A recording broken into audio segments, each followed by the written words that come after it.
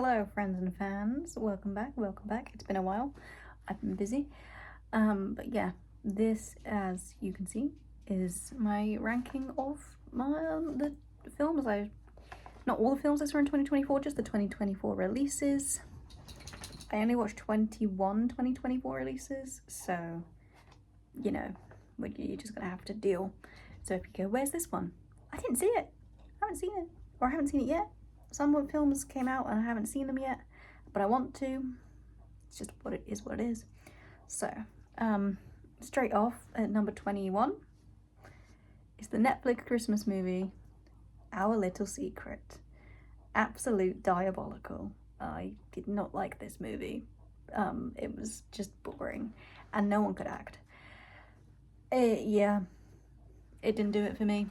I didn't like it. Everyone knows I didn't like it in my film club. Yeah, that's all I can say.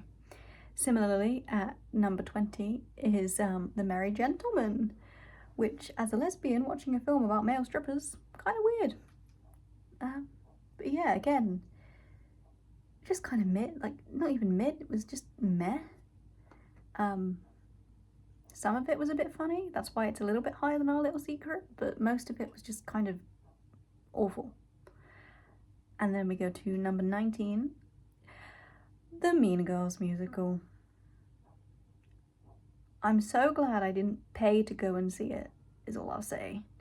I really liked Janice, and I really liked Regina, and I liked Tina Fey being back. But yeah, that was not a good film.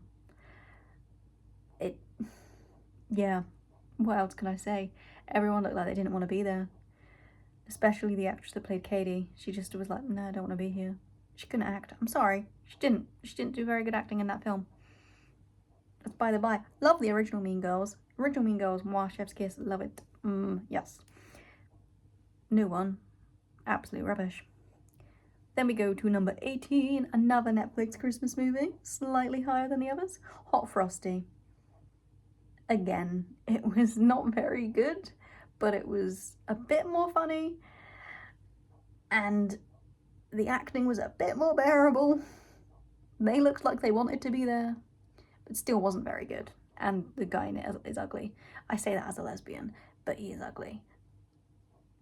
I'm just saying, in that movie, he's ugly. I don't know if he is in other movies, but yeah, in Hot Frosty, I don't know why everyone's thirsting over him. Number 17, It Ends With Us. I read the book as well, and I did really like the book. I have since learned that Colleen Hoover's a little bit problematic. But yeah, it was a fine movie. I've heard a lot of really shitty stuff that's come out after the movie was made. So yeah, it was fine. Like, it did what it did. It raised awareness for DV, which is also always a good thing. But yeah, it was just fine. Then number 16 is That Christmas, which is another Netflix Christmas movie, but this one's animated, and I tend to like the animated ones a bit more. It was quite sweet. It was just nice, and it wasn't like anything special that did something different, but I did enjoy it, and you know, it was just nice to like have a little cozy little night in. And then number 15 is My Old Ass, and the only reason this one is lower on the list is because I expected a lot more from this movie. I was told it was sapphic. I was told that it was like an amazing coming of age movie, and it was just fine. I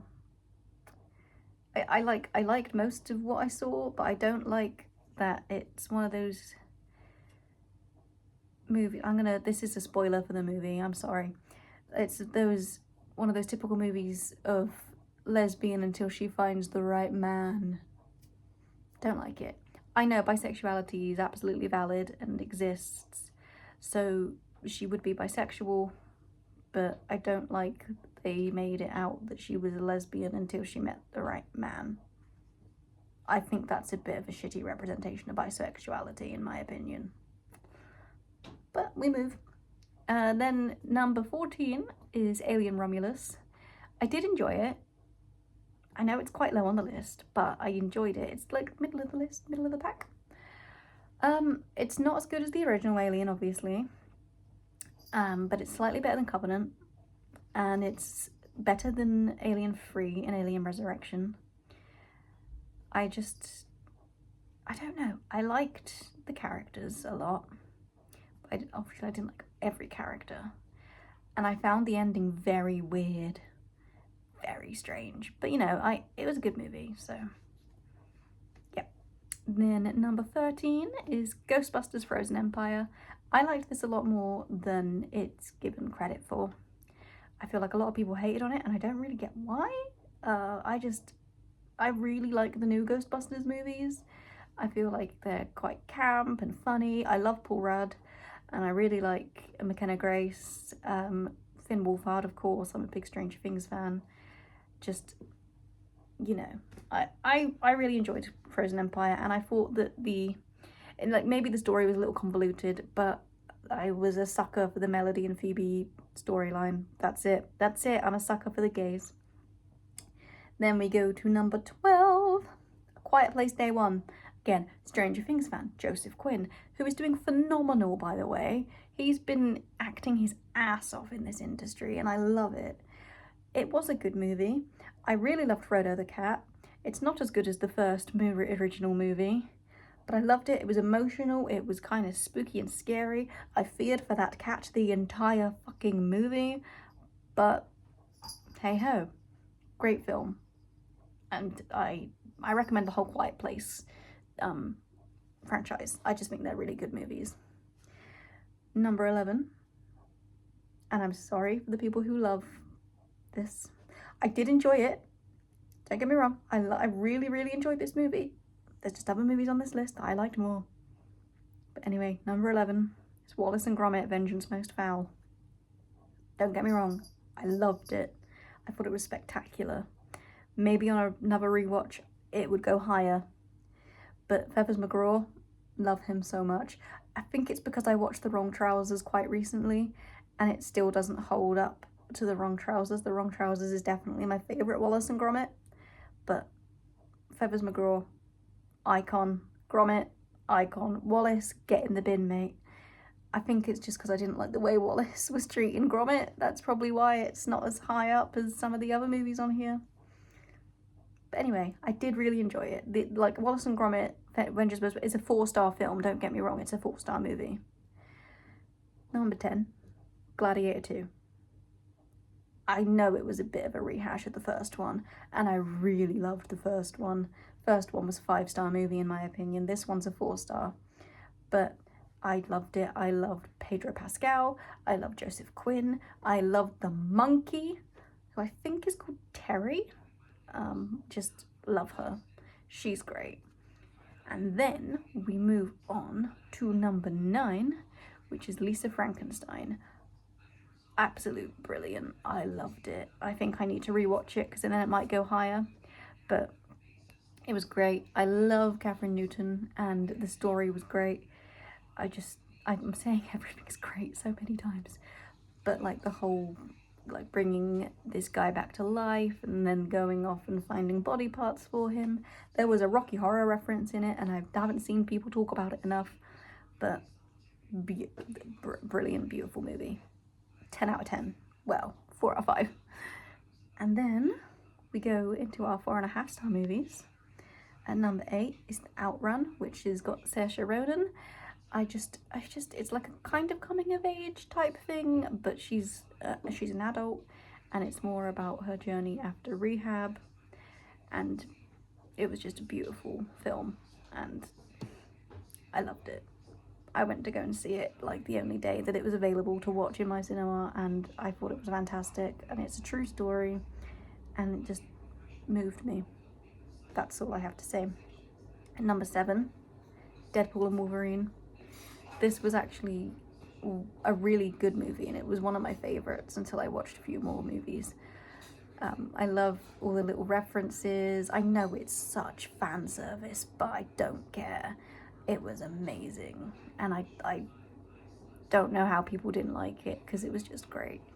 and maybe it's like the nostalgia side that's getting me, because I've been really hit and miss with Marvel movies recently, but Deadpool and Wolverine like hit the nail on the head, and I'm like, yes, mwah, chef's kiss. Loved it. Loved Dogpool. Best character. At number 6, just missing the top 5, is Beetlejuice. I'm a big Winona Ryder fan. Like, I love her so much. She's great.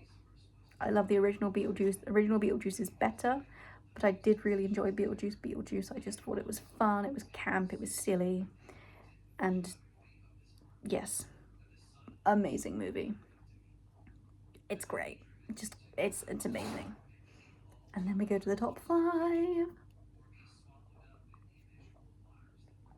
So, coming in at number 5, The Substance. I only watched it the other day, and oh my god, it's insane. It's absolutely insane. I loved it. It was fantastic. Like, it made me a bit uncomfortable. I was like, what the is going on? I love this. It's I don't even know how to explain what the movie's about.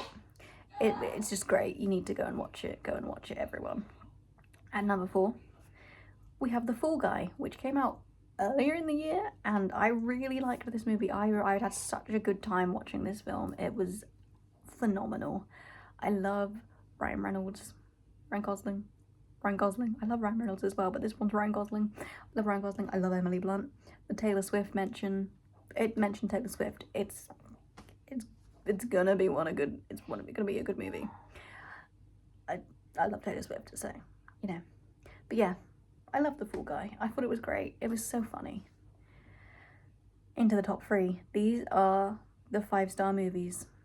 There's only been 3 5-star movies this year for me.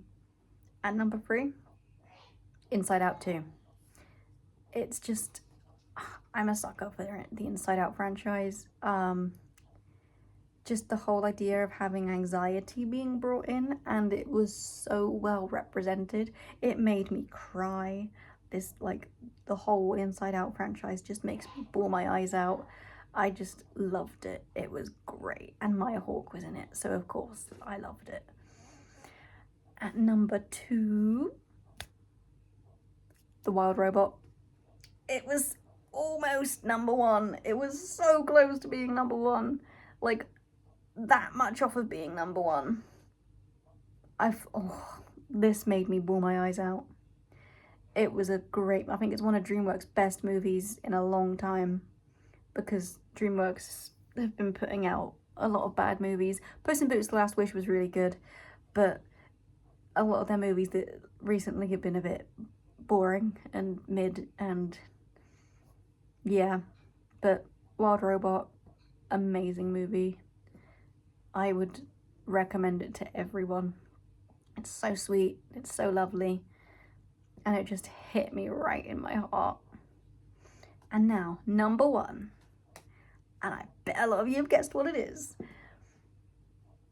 I am, with no shame, proud to announce my number 1 movie of 2024 is Wicked. We've been new. I loved it. It was fantastic. Like, it was everything I'd hoped for in a Wicked movie. I've loved the stage show since I was like at school. It's been a long love affair with me and Wicked. It's absolutely incredible. They picked the best actors they could for that movie. I was a little bit hesitant on Ariana Grande, but she did so well. Like, I absolutely loved seeing her in this role. And Cynthia Erivo as Elphaba, amazing. Just, I am so excited for part 2, or Wicked for Good, I think they're calling it. Incredible. Like, yes, I'm gonna be a mess when the second one comes out, because I know that the song for Good is gonna make me absolutely bawl my eyes out, and I do that a lot with movies. And I'm also seeing 2 movies tomorrow, so that's gonna be a fun time, which are 2024 releases, but we didn't get them until bloody New Year's Day. And I'm sure they would have been really high up on this list as well. But anyway, that is that. Those are my 2024 rankings. I hope everyone has a good new year and watches lots of movies. And I'll see you guys soon. Bye bye.